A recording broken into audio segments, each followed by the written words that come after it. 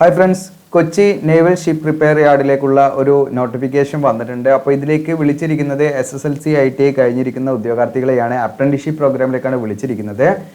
Okay, അപ്പോൾ ഇതിലേക്ക് എങ്ങനെയാണ് അപ്ലൈ ചെയ്യേണ്ടത്, ഏതൊക്കെ ട്രേഡിലാണ് വിളിച്ചിരിക്കുന്നതെന്നെല്ലാം വിശദമായിട്ട് നമ്മൾ A to Z കാര്യങ്ങൾ വീഡിയോയിൽ ഉൾപ്പെടുത്തുന്നുണ്ട്. അതുകൊണ്ട് തന്നെ നിങ്ങൾ വീഡിയോ സ്കിപ്പ് ചെയ്യാതെ മുഴുവനായിട്ടും കാണുക. അപ്പോൾ കഴിഞ്ഞ വർഷം വിളിച്ചിരുന്നതിൻ്റെ നോട്ടിഫിക്കേഷനൊക്കെ നമ്മുടെ ചാനലിൽ നിങ്ങൾക്ക് സെർച്ച് ചെയ്താൽ കാണാവുന്നതാണ്. അപ്പോൾ അതുമായി ബന്ധപ്പെട്ടുള്ള നിങ്ങൾക്ക് എന്തെങ്കിലും റെഫറൻസ് നിങ്ങൾക്ക് വേണമെങ്കിൽ നിങ്ങൾക്ക് ആ വീഡിയോസൊക്കെ കാണാവുന്നതാണ്. നമ്മുടെ ചാനലുണ്ട്. ഓക്കെ, അപ്പോൾ നമുക്ക് നോക്കാം ഇതിൻ്റെ ഒഫീഷ്യൽ നോട്ടിഫിക്കേഷൻ. ഇതാണ് ഒഫീഷ്യൽ നോട്ടിഫിക്കേഷൻ, നിങ്ങൾക്ക് കൂടെ കാണാൻ പറ്റും. അപ്പോൾ അപ്രന്റീസ്ഷിപ്പ് ട്രെയിനിങ്ങാണ് വിളിച്ചിരിക്കുന്നത്. അപ്പോൾ ആകെ മൊത്തം ഇതിലേക്ക് വിളിച്ചിരിക്കുന്ന വേക്കൻസി എന്ന് പറയുന്നത് 240ഓളം വേക്കൻസിയാണ് വിളിച്ചിരിക്കുന്നത്. വിവിധ ട്രേഡുകളുണ്ട്. ട്രേഡുകൾ ഏതൊക്കെയെന്ന് ഞാൻ കാണിക്കാം. അപ്പോൾ ഏതൊക്കെ ട്രേഡിലേക്കാണ് വിളിച്ചിരിക്കുന്നത് നമുക്ക് നോക്കാം. ഇതിൽ കോപ്പ വിളിച്ചിട്ടുണ്ട്, പിന്നെ ഇലക്ട്രീഷ്യൻ വിളിച്ചിട്ടുണ്ട്, ഇലക്ട്രോണിക്സ് മെക്കാനിക് വിളിച്ചിട്ടുണ്ട്, ദെൻ ഫിറ്റർ വിളിച്ചിട്ടുണ്ട്, machinist, then mechanic motor vehicle വിളിച്ചിട്ടുണ്ട്, mechanic refrigeration and air conditioning വിളിച്ചിട്ടുണ്ട്, ടേർണർ വിളിച്ചിട്ടുണ്ട്, വെൽഡർ ഗ്യാസ് ആൻഡ് ഇലക്ട്രിക് വിളിച്ചിട്ടുണ്ട്, ഇൻസ്ട്രുമെന്റ് മെക്കാനിക് വിളിച്ചിട്ടുണ്ട്, ഷീറ്റ് മെറ്റൽ വർക്കർ വിളിച്ചിട്ടുണ്ട്, സെക്രട്ടറി അസിസ്റ്റന്റിനെ വിളിച്ചിട്ടുണ്ട്, ഇലക്ട്രോപ്ലേറ്റർ വിളിച്ചിട്ടുണ്ട്, ദെൻ പ്ലംബർ വിളിച്ചിട്ടുണ്ട്, മെക്കാനിക് ഡീസൽ വിളിച്ചിട്ടുണ്ട്, ഷിപ്പ്രൈറ്റ് വുഡ് വിളിച്ചിട്ടുണ്ട്, ടൂൾ ആൻഡ് ഡൈ മേക്കർ വിളിച്ചിട്ടുണ്ട്, painter general, foundry man, then tailor general, then machinist grinder, then mechanic auto electrical electronics, draughtsman civil, draughtsman mechanic, mechanic marine diesel, marine engine fitter, ഇങ്ങനെ തുടങ്ങിയിട്ടുള്ള വിവിധ ട്രേഡുകളിലേക്കാണ് വിളിച്ചിരിക്കുന്നത്. അപ്പോൾ ഇതിലേക്ക് നിങ്ങൾക്ക് apply ചെയ്യാനുള്ള എലിജിബിലിറ്റി എന്ന് പറയുന്നത് അതത് ട്രേഡുകൾ നിങ്ങൾ ITI കഴിഞ്ഞിരിക്കുക എന്നുള്ളതാണ്. അങ്ങനെയുള്ളവർക്ക് ഇതിലേക്ക് അപ്ലൈ ചെയ്യാം. അപ്പോൾ അതിൻ്റെ കാര്യങ്ങളൊക്കെ നമുക്ക് നോക്കാം. ഇതിൻ്റെ എലിജിബിലിറ്റി കണ്ടീഷനിൽ നിങ്ങൾക്ക് ഇവിടെ കാണാം 10ാം ക്ലാസ് പാസ്സായിരിക്കണം. ഒന്നാമതായിട്ട് മിനിമം 50% മാർക്ക് ഉണ്ടായിരിക്കണം. ഓക്കെ, അപ്പോൾ നിങ്ങൾക്ക് SSLCയിൽ അല്ലെങ്കിൽ 10th നിങ്ങൾ 50% മാർക്കോടുകൂടി പാസ്സായവരായിരിക്കണം. മിനിമം 50% മാർക്ക് വേണം. ഇനി അതോടൊപ്പം തന്നെ പ്ലസ് അതിൻ്റെ കൂടെ ITI പാസ്സായിരിക്കണം. മുകളിൽ പറഞ്ഞ അതത് ട്രേഡുകളിൽ നിങ്ങൾ ITI കഴിഞ്ഞിരിക്കണം എന്നുള്ളതാണ്. ഓക്കെ, അപ്പോൾ ആ ITIൻ്റെ പെർസെൻറ്റേജ് ഇവിടെ വ്യക്തമായിട്ട് പറയുന്നുണ്ട്. മിനിമം 65% ITIയിൽ നിങ്ങൾക്ക് മാർക്ക് വേണം. അങ്ങനെയുള്ളവർക്ക് ഇതിലേക്ക് അപ്ലൈ ചെയ്യാൻ പറ്റുള്ളൂ. അപ്പോൾ ITIയിൽ നിങ്ങൾക്ക് എത്ര വേണം? 65% മാർക്ക് ഉണ്ടായിരിക്കണം. SSLCയിൽ മിനിമം നിങ്ങൾക്ക് 50% മാർക്ക് ഉണ്ടായിരിക്കണം. അതിൻ്റെ അടിസ്ഥാനത്തിലായിരിക്കും ഇതിലേക്ക് നിങ്ങൾ എന്ത് ചെയ്യുക, നിങ്ങൾക്ക് ഇതിലേക്ക് എലിജിബിലിറ്റി കണക്കാക്കുന്നത്. ഓക്കെ, അപ്പം SSLCയിൽ 50% മാർക്കും ഈ മിനിമം വേണം. ITI ആണെങ്കിൽ അതിൻ്റെ കൂടെ ITIയിൽ നമുക്കത് ട്രേഡിൽ 65% മാർക്കും വേണം എന്നുള്ളത് നിങ്ങൾ മനസ്സിലാക്കുക. ഇനി ഇതിൻ്റെ ഏജ് ലിമിറ്റ് ആണ്. ഇതിലേക്ക് അപ്ലൈ ചെയ്യാനുള്ള അപ്പർ ഏജ് ലിമിറ്റ് എന്ന് പറയുന്നത് 21 വയസ്സ് വരെ ഇതിലേക്ക് അപ്ലൈ ചെയ്യാം. ഓക്കെ, ഏജ് കണക്കാക്കുന്നത് 1 ഫെബ്രുവരി 2024 ഓക്കെ, ഫെബ്രുവരി 1 2024 എന്ന് പറയുന്ന ഡേറ്റ് കണക്കാക്കി നിങ്ങൾക്ക് 21 വയസ്സ് കഴിയാൻ പാടില്ല. അതോടൊപ്പം തന്നെ SC ST കാൻഡിഡേറ്റ്സ് ആണെങ്കിൽ അവർക്ക് 26 വയസ്സ് വരെ ഇതിലേക്ക് അപ്ലൈ ചെയ്യാം. OBC ആണെങ്കിൽ അവർക്ക് 24 വയസ്സ് വരെയും അപ്ലൈ ചെയ്യാവുന്നതാണ്. ഇനി നിങ്ങൾ ശ്രദ്ധിക്കേണ്ട കാര്യം എന്ന് വെച്ചാൽ ഇതിലേക്ക് നമ്മൾ അപ്ലൈ ചെയ്യേണ്ടത് ഓഫ്ലൈൻ ആയിട്ടാണ്, ഓൺലൈൻ ആയിട്ടല്ല. അപ്പോൾ ഓഫ്ലൈൻ ഫോം ഞാൻ കാണിക്കാം. അതാണ് ഓഫ്ലൈൻ ഫോം. ഇത് നിങ്ങൾക്ക് ഡൗൺലോഡ് ചെയ്യേണ്ട കാര്യങ്ങളൊക്കെ കാണിക്കാം, അതിലെങ്ങനെ ഫില്ല് ചെയ്യേണ്ടതെന്നുള്ളത്. അപ്പോൾ ഓഫ്ലൈൻ ഫോം നമ്മൾ ഫില്ല് ചെയ്തതിന് ശേഷം നമ്മൾ ജനറൽ പോസ്റ്റ് വഴിയാണ് നമ്മൾ അപ്ലൈ ചെയ്യുന്നത്. ജനറൽ പോസ്റ്റ് എന്നാൽ നമുക്ക് സ്പീഡ് പോസ്റ്റോ അല്ലെങ്കിൽ രജിസ്റ്റേർഡ് പോസ്റ്റോ ഒന്നും അയക്കാൻ പാടില്ല. ഓർഡിനറി പോസ്റ്റാണ് നിങ്ങൾ അയച്ചു കൊടുക്കുന്നത്. ഓർഡിനറി പോസ്റ്റ് വഴി ഇതാണ് അഡ്രസ്സ്. നിങ്ങൾക്ക് കാണാം, ഈ ഒരു പിങ്ക് കളറിലൂടെ മാർക്ക് ചെയ്തിരിക്കുന്നത്.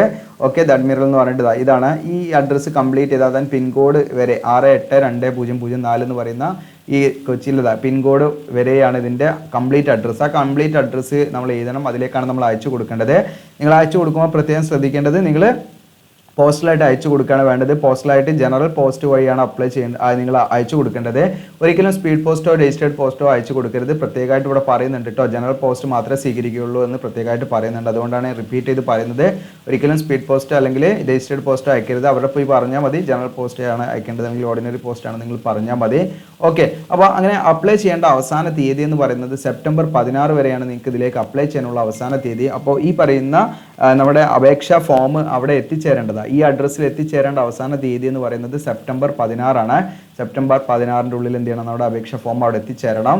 ഓക്കെ, ഇനി പ്രത്യേകം ശ്രദ്ധിക്കേണ്ടത് നിങ്ങൾ അപേക്ഷാ ഫോം സബ്മിറ്റ് ചെയ്യുന്ന സമയത്ത് അതിൻ്റെ കൂടെ എന്തൊക്കെ സർട്ടിഫിക്കറ്റ് കാര്യങ്ങളുടെയൊക്കെ ഫോട്ടോസ്റ്റാറ്റ് വെക്കണം എന്നുള്ളതൊക്കെ ഇതിൽ പറയുന്നുണ്ട്. ഒന്നാമതായിട്ട് നമ്മുടെ അപേക്ഷയോടൊപ്പം നമ്മൾ എന്ത് ചെയ്യണം, ഫില്ല് ചെയ്ത അപേക്ഷയോടൊപ്പം നമ്മൾ 3 കോപ്പി പാസ്പോർട്ട് സൈസ് ഫോട്ടോഗ്രാഫ് നമ്മൾ എക്സ്ട്രാ വെക്കണം. ഓക്കെ, എക്സ്ട്രാ ഒരു 3 കോപ്പി പാസ്പോർട്ട് സൈസ് ഫോട്ടോഗ്രാഫ് അതിൽ വെക്കണം.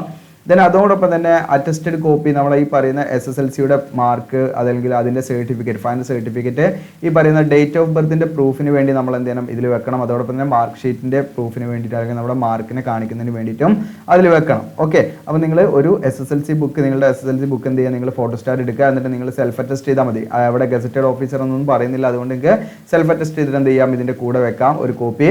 അതിനുശേഷം നിങ്ങൾ ITIയുടെ NCVT സർട്ടിഫിക്കറ്റ് നിങ്ങൾ എന്ത് ചെയ്യണം, ഈ പറയുന്ന നാഷണൽ ട്രേഡ് സർട്ടിഫിക്കറ്റ് അതിൻ്റെ മാർക്ക് ഷീറ്റൊക്കെ നിങ്ങൾ എന്ത് ചെയ്യണം, ഇതിൻ്റെ അറ്റസ്റ്റ് ചെയ്തിട്ട് ഇതിൻ്റെ കൂടെ വെക്കണം.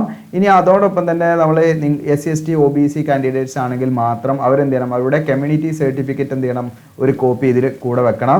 അപ്പോൾ വാലിഡ് ആയുള്ള കമ്മ്യൂണിറ്റി സർട്ടിഫിക്കറ്റ് ഉണ്ടായിരിക്കണമെങ്കിൽ അവർക്ക് ഏജ് റിലാക്സേഷനും പോസ്റ്റ് റിസർവേഷനൊക്കെ ലഭിക്കുകയുള്ളൂ. പ്രത്യേകം നിങ്ങൾ ശ്രദ്ധിക്കുക. അപ്പോൾ ഇതെല്ലാം കമ്മ്യൂണിറ്റി സർട്ടിഫിക്കറ്റ് എല്ലാം എന്താണ്, സെൻട്രൽ ഗവൺമെൻറ് പർപ്പസ് ആയിരിക്കണം. OBC കാൻഡിഡേറ്റ്സ് ആണെങ്കിൽ OBC നോൺ ക്രിമിനൽ സർട്ടിഫിക്കറ്റ് ആണ് അവർ റെഡിയാക്കി വെക്കേണ്ടത്. ഇനി അടുത്തത് PWD കാൻഡിഡേറ്റ്സ് ആണെങ്കിൽ, അതായത് ശാരീരികമായുള്ള പ്രശ്നങ്ങൾ ഉദ്യോഗാർത്ഥികൾ അവരുടെ അത് തെളിയിക്കുന്നതിനുള്ള ആ ഒരു കോപ്പി വെക്കണം, അല്ലാത്തവർ വെക്കേണ്ട ആവശ്യമില്ല. ഓക്കെ, പിന്നെ ഈ പറയുന്ന എക്സ് സർവീസ്മാൻ റിലേറ്റഡ് ആയുള്ള കാര്യങ്ങളാണ്. അപ്പോൾ അങ്ങനെയുള്ള ഉദ്യോഗാർത്ഥികളെ അവരുടെ മക്കളോ അങ്ങനെയൊക്കെ ആണെങ്കിൽ അവരതിനനുസരിച്ച് വെക്കാം. പിന്നെ നിങ്ങൾ ക്യാരക്ടർ സർട്ടിഫിക്കറ്റ് ഈ ഗസറ്റഡ് ഓഫീസറെ കൊണ്ട് നമ്മൾ സൈൻ ചെയ്ത്, അത് നിങ്ങൾ പഠിച്ച സ്ഥാപനത്തിൽ നിങ്ങൾക്ക് നിങ്ങളുടെ പ്രിൻസിപ്പാൾ ഒക്കെ സൈൻ ചെയ്ത് തന്നാലും മതി. അപ്പോൾ അത് നിങ്ങളൊരു ക്യാരക്ടർ സർട്ടിഫിക്കറ്റ് നിങ്ങൾ എന്താണ് CC നിങ്ങൾ എന്ത് ചെയ്യണം, ഇതിൻ്റെ കൂടെ അതിൻ്റെ കോപ്പി വെക്കണം എന്നുള്ളതാണ്. ഇനി അതോടൊപ്പം തന്നെ നിങ്ങൾ അറ്റസ്റ്റഡ് കോപ്പി, ആധാർ കാർഡിൻ്റെ ഒരു സെൽഫ് അറ്റസ്റ്റ് ചെയ്ത കോപ്പി നിങ്ങൾ ഇതിൻ്റെ കൂടെ വെക്കണം. ഇനി അതോടൊപ്പം തന്നെ നമ്മൾ പോലീസ് ക്ലിയറൻസ് സർട്ടിഫിക്കറ്റ് നമ്മൾ എന്ത് ചെയ്യണം, ഇതിൻ്റെ കൂടെ നിർബന്ധമായിട്ടും വെക്കണം. ഓക്കെ, അത് നിർബന്ധമാണ്. ഓക്കെ, അപ്പം നമ്മൾ PCC നമ്മൾ അതായത് പോലീസ് ക്ലിയറൻസ് സർട്ടിഫിക്കറ്റ് നിങ്ങൾ പെട്ടെന്ന് അർജൻറ്റാന്നൊക്കെ പറഞ്ഞാൽ ഒരു ദിവസം കൊണ്ട് തന്നെ ക്ലിയർ ആയി തരും. അപ്പോൾ അത് നിങ്ങൾ എന്ത് ചെയ്യുക, നിങ്ങൾ ഇതിൻ്റെ കൂടെ വെക്കണം. അപ്പോൾ ഇതിൻ്റെയൊക്കെ ഫോമുകൾ, ഈ പറയുന്ന PCCൻ്റെ ഒക്കെ ഫോമുകളൊക്കെ നിങ്ങൾക്ക് അക്ഷയയിലോ അവിടെ ഒക്കെ അല്ലെങ്കിൽ ഈ ഫോമുകളൊക്കെ സെയിൽ ചെയ്യുന്ന കടകളുടെ അവിടെയൊക്കെ ഉണ്ടാവും. അപ്പോൾ അതൊക്കെ നിങ്ങൾക്ക് അന്വേഷിച്ചിട്ട് നോക്കാവുന്നതാണ്. അപ്പോൾ ഇത്രയും കാര്യങ്ങളാണ് നമ്മൾ ഇതിൻ്റെ കൂടെ വെക്കേണ്ടത്. ആവശ്യമുള്ള സർട്ടിഫിക്കറ്റുകൾ കാര്യങ്ങൾ നിങ്ങൾ അതുപോലെ രീതിയിൽ ഫോട്ടോസ്റ്റാറ്റ് എടുത്ത് വെച്ചാൽ മതി. ഒരിക്കലും ഒരിക്കലും സബ്മിറ്റ് ചെയ്യരുത് കേട്ടോ. ഏതൊരു അപേക്ഷയാണെങ്കിലും ഒറിജിനൽ നിങ്ങൾ സബ്മിറ്റ് ചെയ്യരുത്, പോസ്റ്റലായിട്ടൊന്നും ഒരിക്കലും കൊടുക്കരുത്, അത് കൈവിട്ടു പോകും. ഓക്കെ, എല്ലാത്തിൻ്റെയും ഫോട്ടോസ്റ്റാറ്റ് എടുത്തിട്ട് ഫോട്ടോസ്റ്റാറ്റാണ് നമ്മൾ കൊടുക്കേണ്ടത്. അപ്പോൾ ഇവിടെ പ്രത്യേകമായിട്ട് നോട്ട് ചെയ്തിട്ടുണ്ട്. കാരണം എന്താണെന്ന് വെച്ചാൽ ഈ പറയുന്ന ജനറൽ പോസ്റ്റ് മാത്രമായിട്ടാണ് നമ്മൾ അപ്ലൈ ചെയ്യേണ്ടത്. പോസ്റ്റലായിട്ട് സെൻഡ് ചെയ്യുമ്പോൾ ജനറൽ പോസ്റ്റ് വഴി മാത്രമാണ് നമ്മൾ അപ്ലൈ ചെയ്യേണ്ടത്. അല്ല ഒരിക്കലും നിങ്ങൾ സ്പീഡ് പോസ്റ്റ് രജിസ്റ്റേഡ് പോസ്റ്റ് ഒന്നും അയക്കാൻ പാടില്ല. ജനറൽ പോസ്റ്റായിട്ട് തന്നെയാണ് ഇതിലേക്ക് നിങ്ങൾ അയച്ചു കൊടുക്കേണ്ടത് എന്നാണ് മനസ്സിലാക്കുന്നത്.